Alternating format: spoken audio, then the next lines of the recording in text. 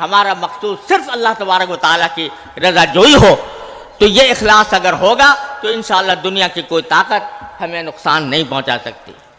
حضرت مولانا نے بڑی اچھی بات فرمائی کہ سیاست کو دین سے الگ سمجھنا اور یہ سمجھنا کہ مدرسہ اور سیاست میں تضاد ہے، مولانا نے فرمایا کہ یہ بات درست نہیں، اس لیے کہ سیاست بھی دین کا ایک عظیم شعبہ ہے۔ اور حضرت مولانا قاری محمد طیب صاحب رحمۃ اللہ علیہ کے حوالے سے حضرت مولانا فضل الرحمان صاحب نے فرمایا کہ دین کے جو مختلف شعبے ہیں ان میں سیاست ایک اہم شعبہ ہے، اور یہ ایک ایسی حقیقت ہے کہ جس سے کوئی بھی شخص جو دین کی ادنا سمجھ رکھتا ہو انکار نہیں کر سکتا۔ مجھ جیسے طالب علم جس کی ساری عمر پڑھنے پڑھانے میں گزری بسم اللہ کے گنبد میں، اس نے بھی سیاست کے اوپر ایک کتاب لکھ دی ہے، اسلام اور سیاسی نظریات، اور اس کا ایک نسخہ مولانا کی خدمت میں بھی پیش کیا تھا۔ تو سیاست کے دین کا ایک حصہ، لازمی حصہ ہونا ایک مسلم بات ہے، اس میں کسی اختلاف کی کوئی گنجائش نہیں، لیکن ساتھ ہی ساتھ تقسیم کار کے بھی کچھ تقاضے ہوتے ہیں۔ تقسیم کار کے تقاضے یہ ہیں کہ ہم سب کا مقصد تو ایک ہو لیکن ہمارے دائرہ کار مختلف ہوں، تو اس صورت میں دونوں کے تقاضوں میں بعض اوقات جو تضاد پیدا ہوتا ہے وہ تضاد نقصان پہنچا دیتا ہے۔ لہذا اگر ہم اپنے ہاں دارالعلوم کے اندر قواعد و ضوابط کے اندر ہم نے یہ لکھا ہوا ہے کہ بھئی یہاں طالب علم رہتے ہوئے سیاسی سرگرمیوں میں حصہ لینا ممنوع ہے، تو اس کو یہ سمجھنا کہ یہ سیاست کو دین سے خارج کرنے والی بات ہے، ایسا نہیں، بلکہ وہ اس لیے ہے تاکہ تقسیم کار کا اصول برقرار رہے، اور تقسیم کار کے اصول کے تحت جب ہم باہمی تعاون سے کام کریں گے، جب کوئی شخص جہاد پر جاتا ہے تو کوئی تلوار کہتے تھے کہ پاکستان میں ووٹ کی کیا حیثیت ہے، یہ تو پاکستان کے علماء سے پوچھیں گا، وہاں علماء نہیں ہیں، یہ ان کا مسئلہ ہے نا، ہمیں کیا پتا۔ ویسے ووٹ جو ہے نا، ہمیشہ یاد رکھیں ایک گواہی ہے۔ اب آپ کسی کے بارے میں سچی گواہی دیں گے تو ثواب ہے، جھوٹی دیں گے تو گناہ ہے۔ اگر آپ نے صحیح شہادت دی کہ یہ بندہ صحیح ہے، یہ بندہ دیانتدار ہے، یہ بندہ قوم کا خدمت دار ہے، یہ بندہ ملک کے لیے مفید ہے، اور آپ کی شہادت سچی ہے، پھر ووٹ بھی سچا ہے۔ اور اگر آپ نے برادری سے یا پیسے سے یا دباؤ سے دیا ہے ناجائز ہے۔ لیکن بہتر یہ ہے کہ ان علماء کو چونکہ واسطہ پڑتا ہے، اس لیے آپ ان سے یہ مسائل کو معلوم کیا کریں تو زیادہ بہتر۔ اور یہ بھی یاد رکھیں کہ اگر اچھے لوگ ووٹ نہیں دیں گے تو پھر برے ہی آئیں گے نا۔ ایک اصولی سی بات ہے کہ اچھے لوگ تو ماشاءاللہ بیٹھے رہیں، اور چھوڑو جی یہ تو کافروں کا قانون ہے، تو کافروں کے قانون والے ہی آئیں گے نا اندر، اور قانون تو پھر انہوں نے ہی بنانا ہے۔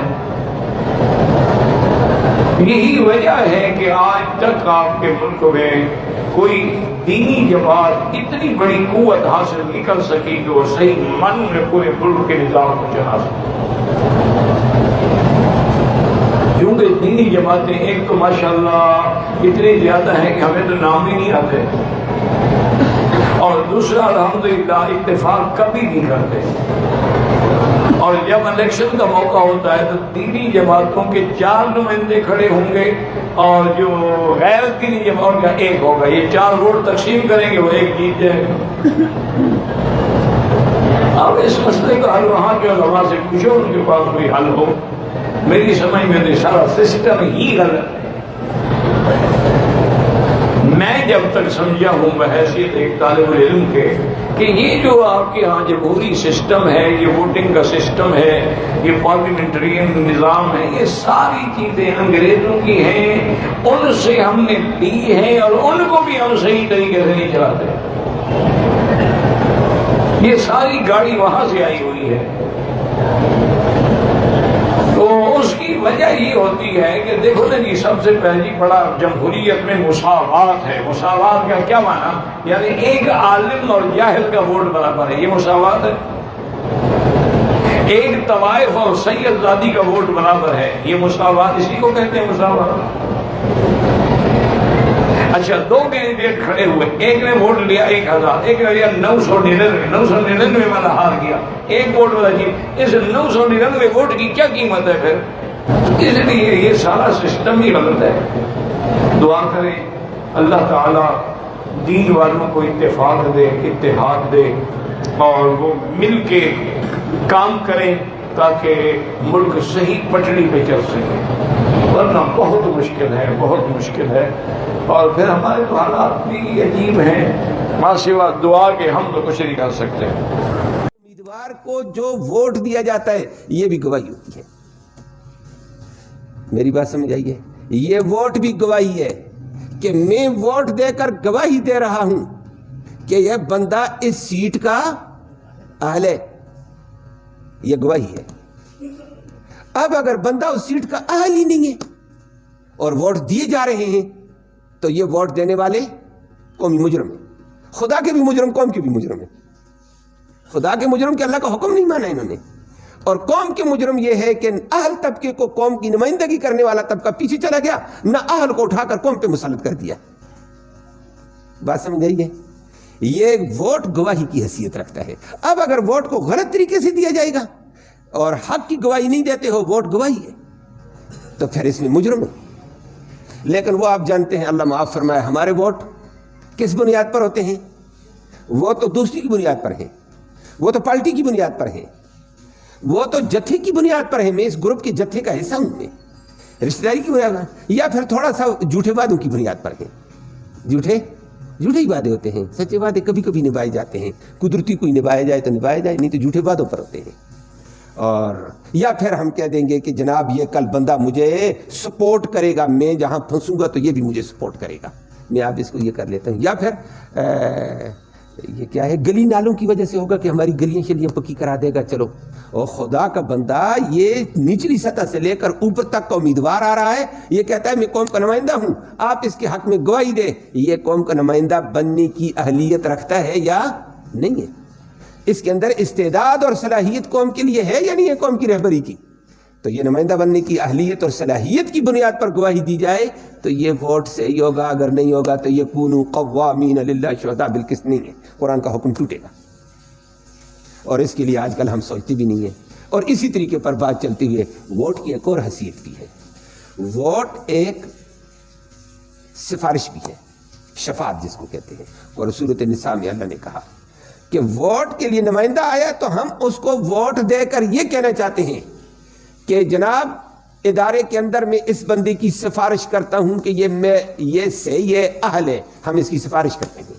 اور قرآن نے اس کے لیے کہا من یشفع شفاعۃ حسنہ یکن لہ نصیب منہا. اور اچھی مناسب سفارش کرو گے، اہل طبقے کی سفارش کرو گے، تمہیں اس کا اجر ملے گا. ومن یشفع شفاعۃ سیئہ یکن لہ کفل منہا. اور اگر بری سفارش کی ہے بندے، نہ اہل طبقے کو آگے لے گئے، آگے جا کر اس نے ظلم کیا، زیادتیاں کی ہیں، جھوٹ بولے، فراڈ کیے، سارا وبال تمہارے اوپر ہے. اللہ ہمیں معاف فرمائے. یہ ایک شفاعت بھی ہے ووٹ. تو مناسب شفاعت کی ہے کسی کے حق میں تو اس کا ثواب آپ کو بھی ملے گا. بندہ بہترین تھا، بندے نے آگے عوامی خدمتیں کی ہیں، بڑے بڑے کام کیے ہیں، ثواب آپ کے حصے میں ہے. اور بندہ الٹے کاموں میں چلا گیا، وبال ہمارے ذمہ ہے. اللہ ہمیں معاف فرما دے. یہ میں نے مختصر ووٹ کی اسی اعتبار سے شہادت ہی نہیں ہے، میں نے کہا شفاعت بھی ہے. تیسری چیز ووٹ کی حیثیت وکالت کی ہے. یہ اپنا ووٹ دے کر یہ اعلان کر رہا ہے یہ میرا نمائندہ ہے، یہ میرا نمائندہ ہے فلاں ادارے کے اندر، اور یہ میرے حقوق کے لیے، اور بلکہ یہ جو نمائندہ ادارے کا ہوتا ہے یہ میرا ہی حق نہیں ہوگا، یہ ساری قوم کے حقوق کا اہل ہے، یہ ساری قوم کا نمائندہ ہے. ہم اس کو اپنا وکیل نامزد کرتے ہیں، یہ میری نمائندگی کرے گا، یہ میرے جذبات کی نمائندگی کرے گا، یہ میرے مذہب کی نمائندگی کرے گا، یہ میرے حقوق کی نمائندگی کرے گا. یہ نمائندہ کے طور پر اس کو وکیل بنایا جاتا ہے. تو ووٹ دینا ایک وکالت ہے. اور آپ کو پتہ ہے وکیل اس کو بنا جس میں استعداد اور صلاحیت ہے تیرے حقوق کی جنگ لڑ سکے, تیرے جذبات کی ترجمانی کر سکے, تیرے ایمانداری کی جذبات کی دین کی ترجمانی کر سکے. اور اگر نہیں کر سکتا وہ بیچارہ, تو وکیل آپ کو پتہ کسی کیس کے لیے آپ غلط وکیل کو اگر آگے کر دیتے, وہ اس کا اہل نہیں ہے, وکالت نہیں کر سکتا ہے وہاں, تو آپ کو نقصان ہوتا ہے, ہوگا نہیں ہے. اور بعد میں کہتا ہو وکیل بیکار تھا, یہ بڑا نقصان کر گیا ہے, پیسے بھی ضائع کر گیا, یہ نقصان. لیکن آپ کا ذاتی وکیل آپ کا ذاتی نقصان ہے. جو اداروں کے اندر آپ جس کو وکیل بنا کر جاتے ہیں, یہ آپ کا ذاتی وکیل نہیں, آپ نے قوم کے وکیل کے بھی ساتھ اس کا تعاون کیا کہ یہ قوم کا وکیل ہے. تو قوم کا بھی حق مارے گا تو آپ نے اپنے حق میں بھی نقصان کیا, قوم کے حق میں بھی نقصان کیا ہے, ڈبل نقصان ہے. اللہ ہمیں معاف فرمائے. اب اس مسئلے کی حقیقت عوام میں بھی نہیں ہے, عوام ذہن سے ہی نکال کر آگے کسی اور مرحلے میں ووٹ کو لے کر چلی گئی ہے. اب ووٹ یا تو پیسوں میں بکتا ہوا نظر آیا ہے, یا لفافے کی شکل میں بکتا ہوا نظر آتا ہے, یا کسی قوم کا خاندان کا بڑا یا کوئی بندہ اس سے پیسے لے لیتا, کہتے اتنے ووٹ تجھے دے دوں گا, دے دے پیسے, یا انفرادی بندے کو ووٹ ملیں گے, یا کسی اور طریقے سے ملتے ہیں, اور بھی طریقے سے. ان چیزوں کے حقوق نہیں ہے. ووٹ بھی گویا کہ ایک اعتبار سے شہادت ہے. نمبر 2, ووٹ ایک شفاعت ہے, ووٹ ایک وکالت ہے. اب اس کو غلط بندے کو ہم نے اگر منتخب کیا جو دیانتدار نہیں ہے, امانت دار نہیں ہے, ہمارے حقوق کے تحفظ نہیں کر سکتا, ہماری وکالت نہیں کر سکتا, نہ اہل کو دینا, یہ سارا وبال اپنے اوپر بھی لینا, قوم کا وبال بھی لینا, یہ غلط طریقے سے ووٹ دے دینا قومی وبال ہے. اللہ ہم سب کو یہ بات اچھی طرح ذہن نشین فرما لیں. جو بھی دین اور ملک کی بات کرے ووٹ اس کو دے, اور جو دین اور ملک کے لیے نقصان دہ ہو اس کو ووٹ نہ دیں. اب دین اور ملک کا نقصان کون کرتا ہے, یہ فیصلے آپ کریں, سارے فیصلے ہم سے نہ کروائیں, آپ کریں. آپ کیوں نہیں کرتے؟ ہماری مجبوریاں اچھی طرح بشمولات آپ کی, ہماری مجبوریاں ووٹر کی اچھی طرح سمجھیں. ہر ووٹر کی اپنی ضرورتیں ہوتی ہیں. جب ہم اس ووٹر کی ضرورتیں پوری نہیں کرتے, وہ ووٹر اپنا کینڈیڈیٹ بدل لیتا ہے. اعتراض ووٹر پہ نہیں کرنا چاہیے, ہمیں خود سوچنا چاہیے کہ ہم ووٹر کی ضروریات کیوں پوری نہیں کرتے. اس کا پھر آپ کیا جواب دیں گے؟ میں ایک یونین کا ناظم ہوں, میں کام نہیں کرتا, دوسرا جو ہے وہ کام کرتا ہے, تو لوگ آئندہ ووٹ مجھے دیں گے یا اس کو دیں گے؟ اب تم اس کو گاڑی دے, تو مولوی صاحب ووٹ کیوں دیا؟ کہتے ہیں میرا کام تھا, مولوی صاحب نہیں کرتے, پھر میں کیا کروں؟ اب آپ کیا کریں گے؟